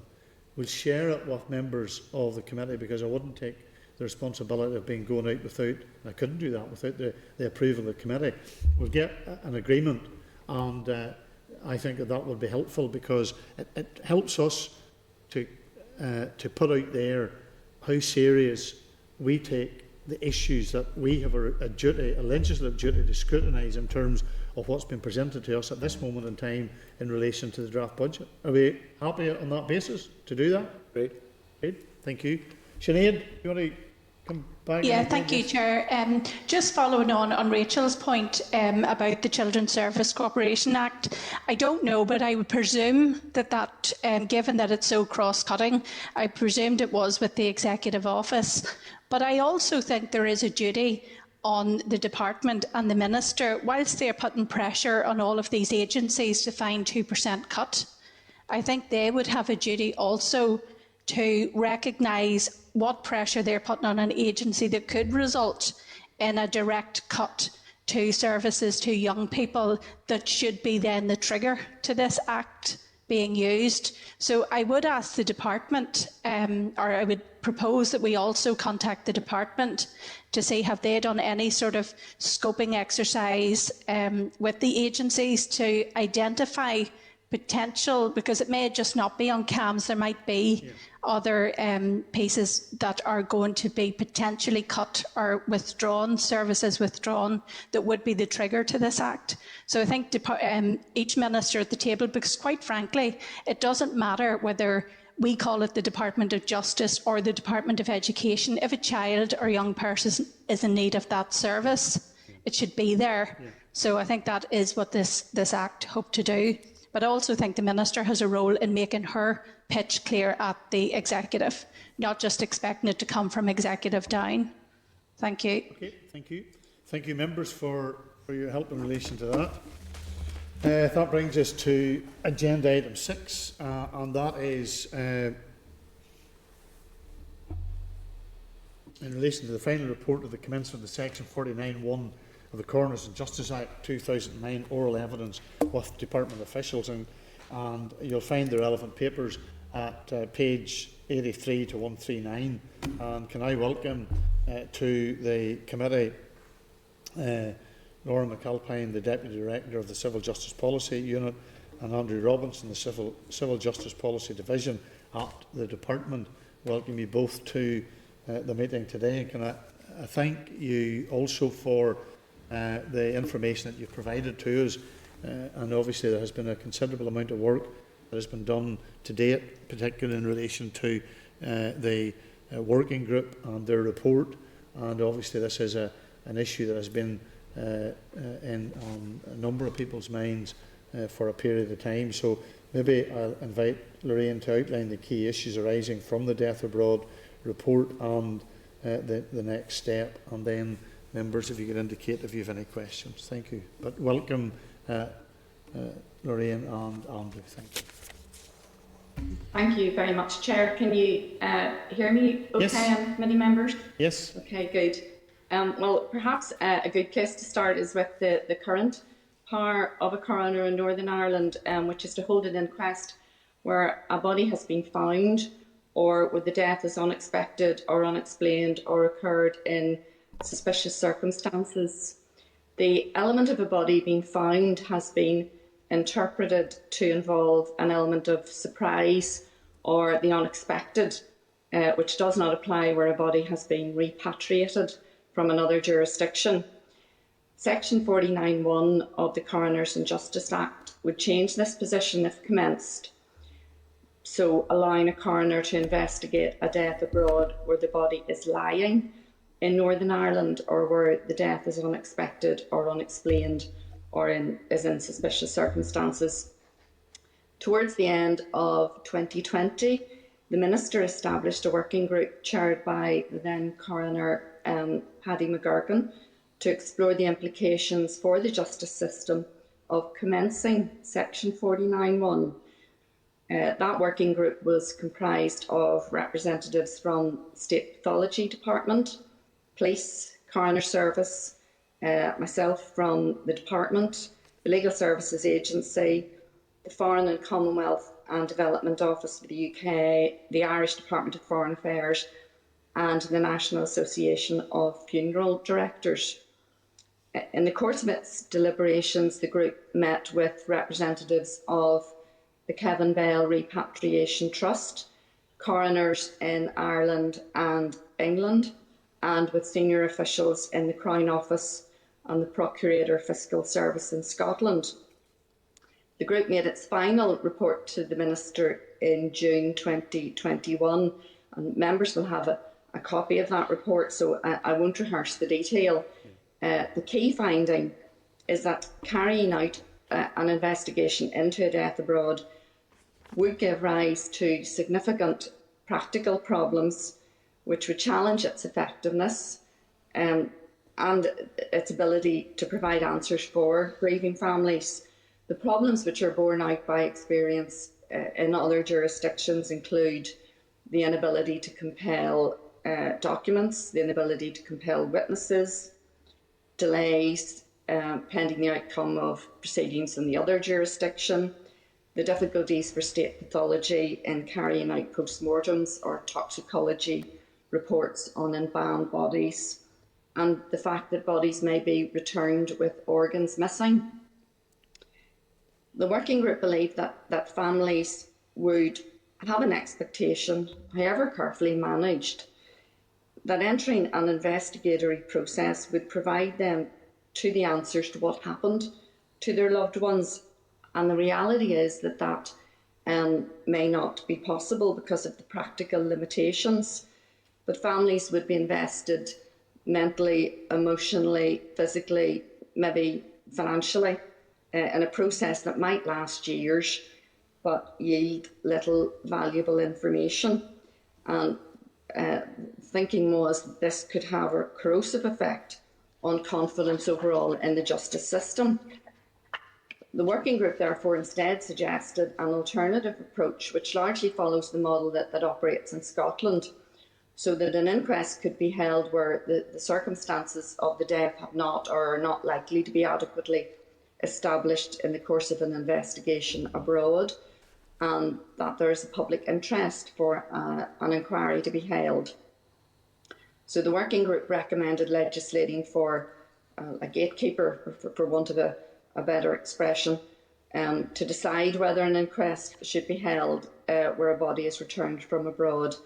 And the Attorney General would be the obvious candidate to fulfil this role, and the working group thought they might take on that function either alone or in consultation with the presiding coroner, or by way of making an application to the High Court to direct an inquest.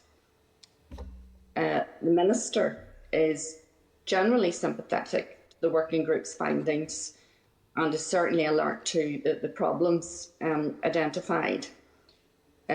She remains mindful, however, that Northern Ireland is out of step with other UK jurisdictions and Ireland, and she hasn't taken any decisions. A public consultation on any further amending legislation might be the next step, but we're obviously not in a position to do that in the current mandate.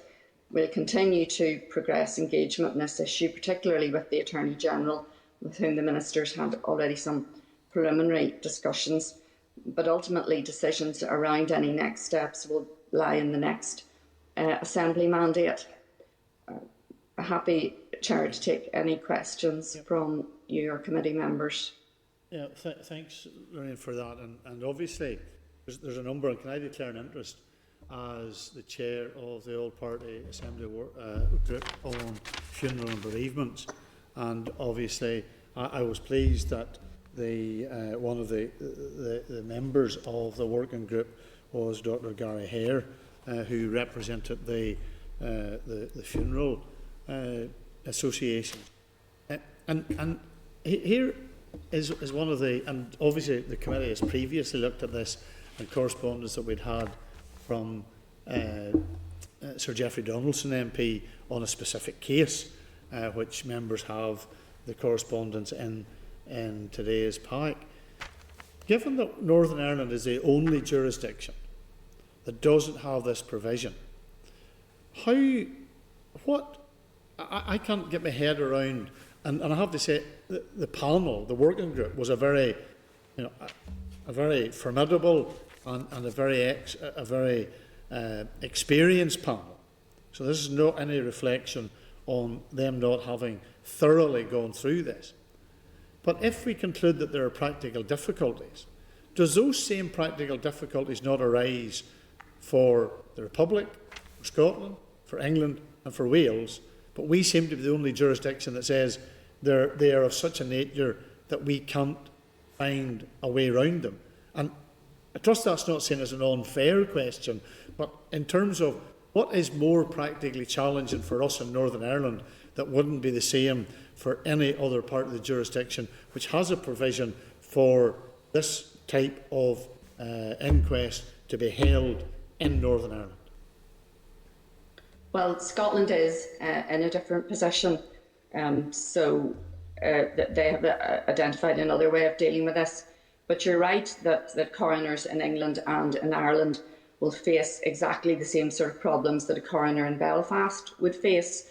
Generally, what we try to do is learn from the experience in other jurisdictions, and I think we're conscious that if the coroners in England and Ireland are saying to us, this is extremely difficult, it's very hard to get information, if families are going to be left frustrated, and if we have a sense that this isn't working in the way that everybody would like it to work in England and in Ireland, then we're really just replicating the problem. I mean, in all sorts of ways and across all sorts of policy fields, we look at other jurisdictions to think, well, what's the best practice over there? How can we copy that? How can we learn from it? How can we improve it?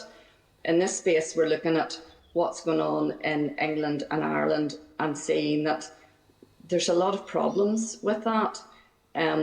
So that leads us to, well, how is Scotland dealing with it? And they are taking this different approach where the Lord Advocate decides really, is there a public interest in this inquest being held? Is the investigation likely to produce information? So it's more that we're looking at the Scottish model, because there are concerns about the model in Ireland and England, but I mean, I reiterate that the Minister hasn't taken any decisions on this. Yeah, and Laura, paragraph 46 of the working group's report deals with other considerations, and one of them is that a duty to report on a suspicious death abroad to a coroner should fall on the funeral director receiving the remains into Northern Ireland. Does that, and I don't know, and I haven't spoken to the representative of the funeral organisations, but obviously, given the challenges that they face as funeral directors, and most, if not all, of our funeral directors in Northern Ireland are of our local family businesses, with a small percentage of them being the larger corporate organisations or co-op organisations or whatever. But is that, what was the sense of response to that as obviously it's a consideration at this stage, and I take the point this would go out to consultation and there's no decision and this will be for another mandate. But obviously, surely it would raise a very large responsibility placed on a very small organisation with a huge issue of how now we're not talking about huge numbers. I think I worked out, even if you take the numbers that were suggested from the organisation that you worked with, it could be somewhere around four deaths per year, and maybe it's more than that. But it's from 2013 over 9 years, it was 313 or 14 deaths that would fall into this category. But maybe those are not. You want to comment on that? No, I think, Chair, that the numbers we have from the Kevin Bell Trust is 314 deaths, or 314 bodies repatriated to Northern Ireland between 2013 and 2020, which is, I think, about 50 deaths a year, and those are only the people who would have been uninsured. Yes, there may have been bodies returned under insurance policy. So, I mean, we don't actually know. I think our impression from speaking to Colin Bell from the Kevin Bell Trust was that prior pandemic there were actually more bodies having to be returned. Now, an awful lot of those would have been obviously natural causes deaths, but it is quite hard to get your head around the exact numbers. In terms of the role of the funeral director, yes, we had the benefit of Dr. Gary Hare at the working group. It's a funeral director who receives the body being repatriated, so they're the only ones who would really know, apart from the family, that a body has been returned from abroad. So there is no one else really who could do the reporting to the coroner. I mean, at the minute, a duty lies on a funeral director or a medical practitioner or someone in charge of a nursing home to report deaths in certain circumstances to the coroner. So funeral directors would be used to that sort of reporting duty, but it is one of the things that would have to be explored in detail. There's whether we'd have to put a statutory duty on funeral directors to do this, or whether there would be just some sort of memorandum of understanding or protocol that this was one of the many things, no doubt, that a funeral director would have to do in managing a death, and one of the complexities of where they're receiving a body from abroad. Yeah. And who would have the responsibility to release the body? So in another jurisdiction, that body would have to be released before it could be transported to, in this case, at the minute, well, it would be to Northern Ireland, but the coroner or the inquest would take place as it currently does in England, in London. But who has the responsibility for releasing that information, and to whom is that information released? Is it released to the funeral director, or is it released to the coroner's office, or is it released to the Department of the Commonwealth Office, or where does that line of responsibility currently lie? Well, at the minute, the coroner's office has no jurisdiction in respect of a death abroad. So death abroad occurs, and it appears, for example, that it's a Northern Ireland citizen travelling on a British passport, then the Commonwealth Department would become involved. They would provide assistance to the family, maybe contact with local undertakers. They might have the role of informing the next of kin in Northern Ireland through the police service that the death has occurred. And it's the Foreign and Commonwealth Office that assist in the family arranging with local undertakers for the repatriation of the body. I imagine that there must be an undertaker engaged in the country where the death occurred, and the Foreign and Commonwealth Office would have a list of local undertakers, and then the body would be, I think, maybe embalmed. There'd be a flight home, and then the body received by an undertaker in Northern Ireland. I mean, I don't know enough about the mechanics of that. I wouldn't assume, though, Chair, that there's an inquest in London. If the body came, was flown directly into Northern Ireland, then there's no jurisdiction for a coroner in England and Wales to have an inquest. Or if the body is flown through Dublin and moved up to Northern Ireland, then an Irish coroner wouldn't have jurisdiction either. Yeah.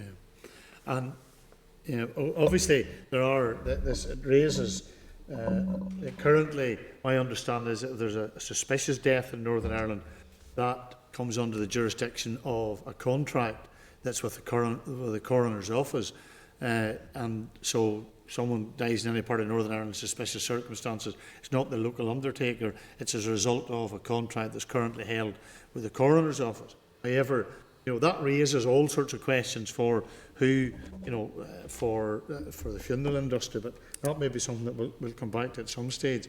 I have a number of members who have questions in regards to this, and I'll take them in the order I've seen them. Gemma Dolan. Thanks, Chair, and thanks, Lauren and Andrew, for joining us today. The final report of the working group notes a number of practical difficulties which may apply. However, I don't know how appropriate it is, or if it's appropriate to make a blanket assumption that these difficulties will apply in every case. And just because there are difficulties, and look, we accept the difficulties, it doesn't mean that we shouldn't try. And obviously the working group makes an analysis of the state's positive duty under the Human Rights Convention to investigate the circumstances of some deaths abroad. Has the department carried out its own legal analysis or taken its own legal advice of their human rights obligations in this respect? Yes, we have taken legal advice on any Article 2 obligations. I mean, obviously there's always privilege around legal advice, but I don't think it's a secret to say that a state's ECHR obligations generally only apply within its own physical territory, and that's a function of Article 1 of the European Convention on Human Rights, which requires member states to secure within their jurisdiction the rights under the Convention. So the UK government would not have ECHR obligations in respect of the vast majority of deaths abroad. I think if it appeared that the government exercised some sort of authority or control over the deceased, then they might be exercising jurisdiction. So, there might be an Article 2 obligation arise in those circumstances. I mean, a military occupation of another country or some sort of support for a military occupation might show that sort of authority and control in another country's jurisdiction, but it wouldn't apply in very many cases. Okay, so do you not envisage that the ongoing failure to provide inquests would give rise to potential judicial review? If the death occurred abroad, it's only in those limited circumstances where the UK government would have an Article 2 obligation, because, as I've said, the ECHR rights only arise within the state's own physical territory. Okay, thanks for that. Thank you, Chair. Thanks, Gemma. Sinead Bradley. Thank you, Chair, and thank you, Lorraine, for your presentation on this. In terms of the timeline, firstly, I want to thank you for taking up on the recommendation to speak to Colin Bell from Kevin Bell Repatriation Trust, because I knew, unfortunately, that they have a wealth of information in this area, specifically, as you say, around those cases where there's sadly no insurance and the worst does happen. But I suppose in terms of the timeline, then I didn't expect, to be honest, even when making that recommendation, that in terms of figures, and that we would have been so dependent on their assessments. I am a bit surprised to find out how light we are on real figures in this whole regard.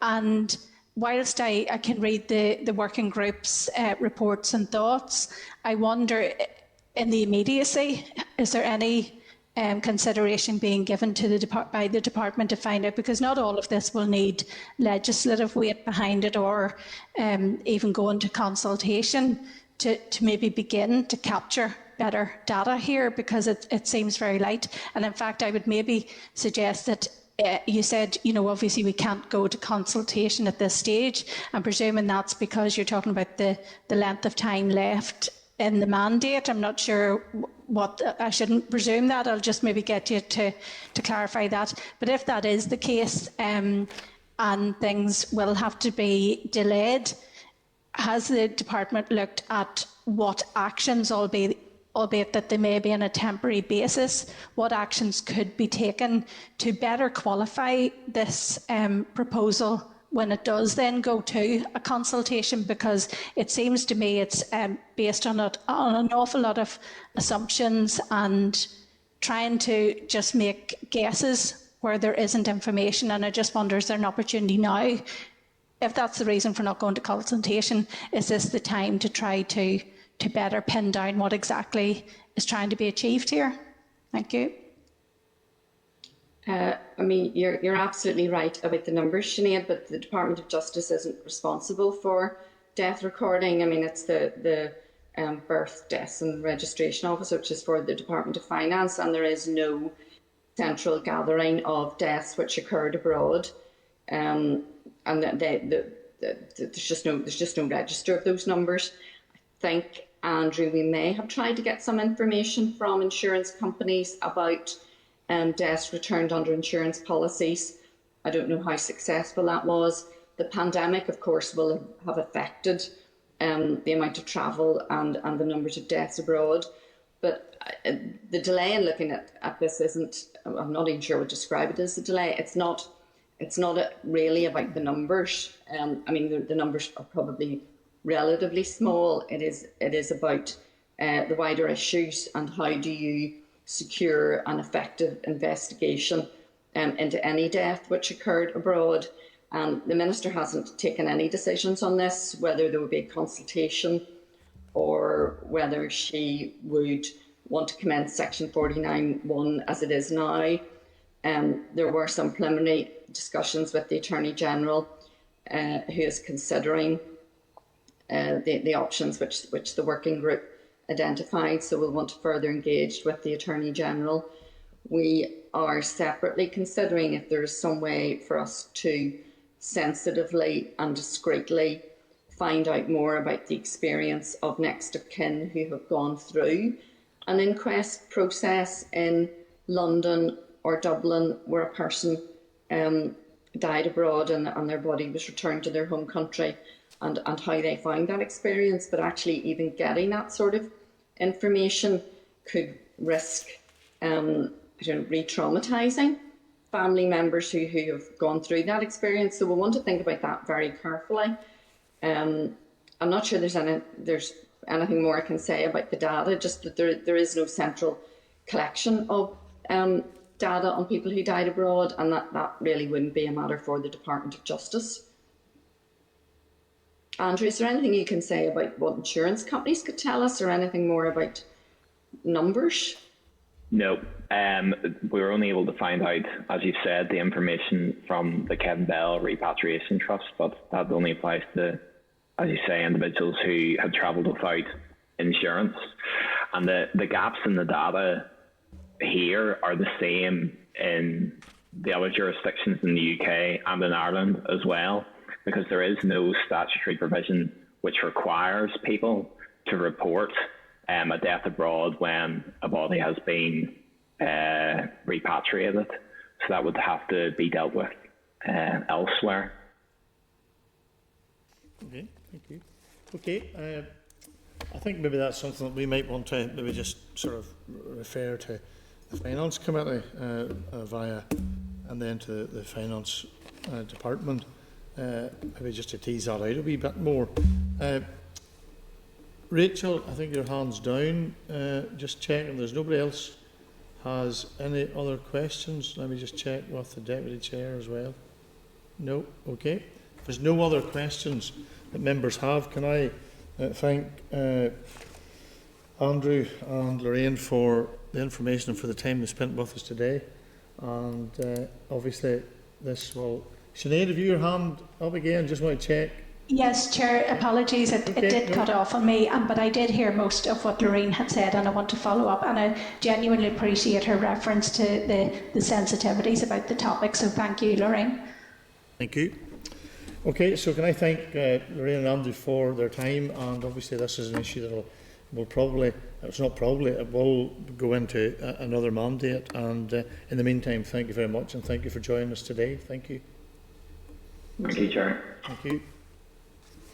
Okay, members, maybe just as a follow-up to that, are we content that we write to the Department of, well, we have to write to the Finance Committee, and then they will to the Department in relation to ask why there is no central register kept of deaths abroad, just to see what their response is. Content? Agreed, yeah. Okay. Thank you. And that, if there's no other issues in relation to that, that brings us then to item 7, which is the SR 2021-339, the Magistrate Courts Licensing Amendment Rules, Northern Ireland. You'll find that at pages 141 to 163.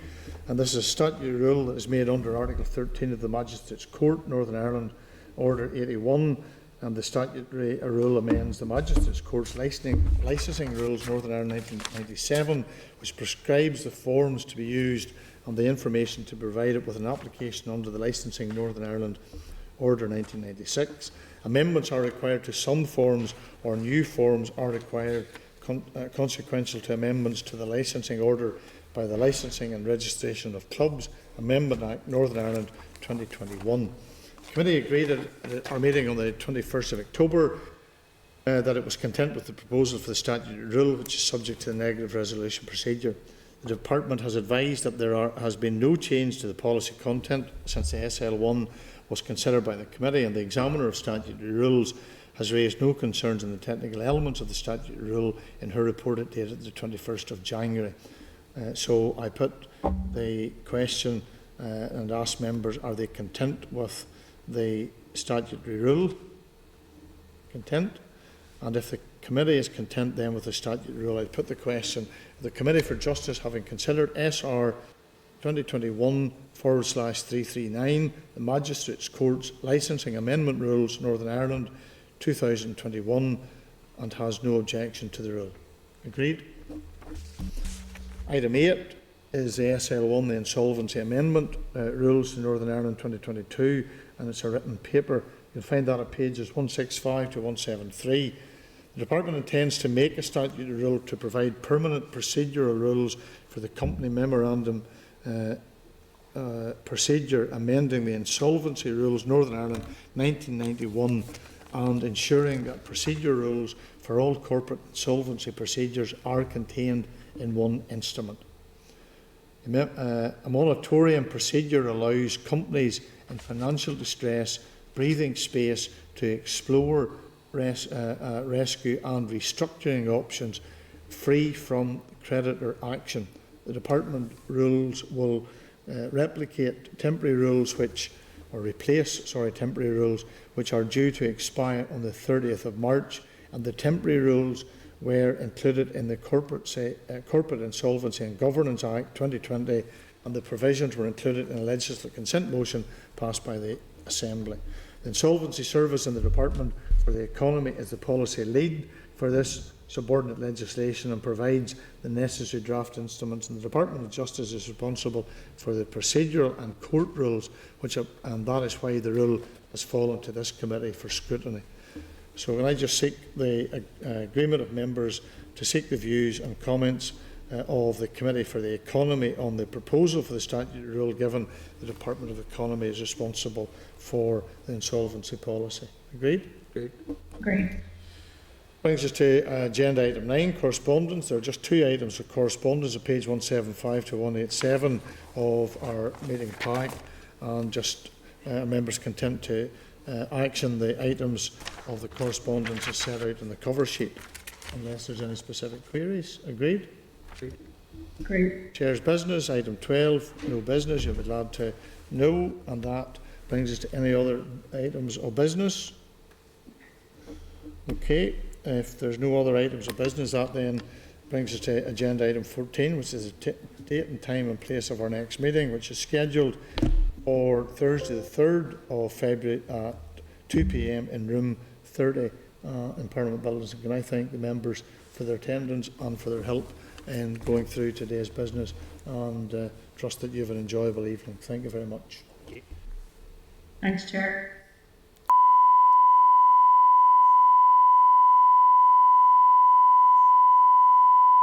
This is the Northern Ireland Assembly.